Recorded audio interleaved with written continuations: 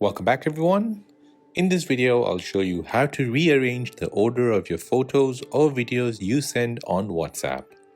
This is a new feature, so make sure you go into the App Store and update your WhatsApp to the latest version.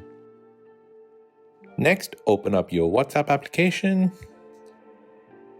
Then go to a contact where you want to send multiple photos or videos.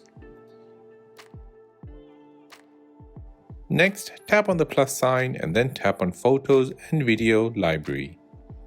Tap on an image, then tap on the plus sign to choose multiple photos or videos.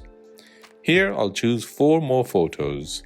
Then tap on Done at the top right. Your photos will appear at the bottom.